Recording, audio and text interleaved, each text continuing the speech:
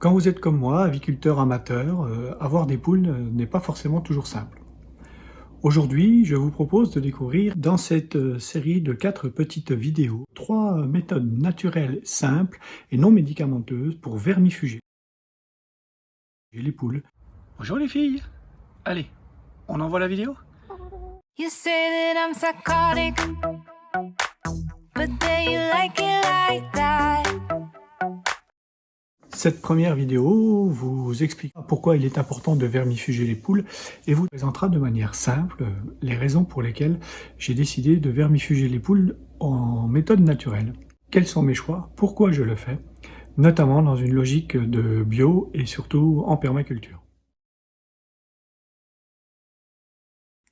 En grattant le sol et en mangeant toutes sortes d'insectes ou de vers, les poules peuvent être infectées par différents types de vers, notamment les ascaris, les ténias et les vers filiformes. Et ces parasites peuvent causer divers soucis de santé.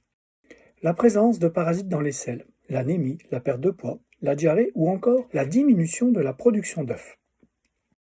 En vermifugeant régulièrement les poules, vous les maintiendrez en bonne santé et exempts de ces parasites. Pour ma part, je ne souhaite pas vermifuger mes poules avec des produits du marché ou de synthèse, pour 3 raisons principales. La première vient de ma philosophie de vie et de mes choix. Faire de la permaculture et du bio implique aussi de s'affranchir le plus possible des dictats de la société de consommation et sans aucun jugement de valeur. Sauf urgence, je souhaite demeurer libre de cette contrainte. La seconde, c'est le prix de ces produits qui bien souvent sont prohibitifs. Et en plus, il existe une telle variété de vermifuges différents que j'en perds mon latin.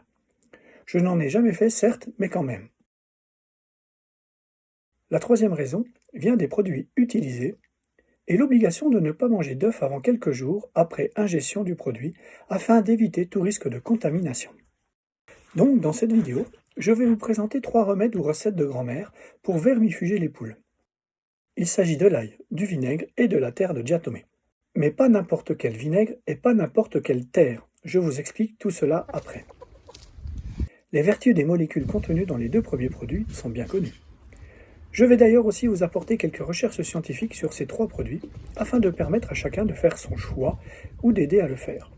Si vous souhaitez comme moi utiliser des produits naturels de cette manière, je vous propose tout de même une mise en garde ou ma posologie. En tant que particulier et surtout amateur, le principal problème du vermifuge naturel est de trouver le bon dosage. Celui-ci est difficile à évaluer pour atteindre l'efficacité recherchée. C'est pour cette raison que je vous invite à utiliser ces 3 produits ensemble, par cure pour l'ail et le vinaigre et très régulièrement pour la terre de diatomée. Selon moi, c'est cette association qui rend ce traitement naturel réellement efficace avec une bonne concentration en matière active suffisante pour prévenir les soucis parasitaires.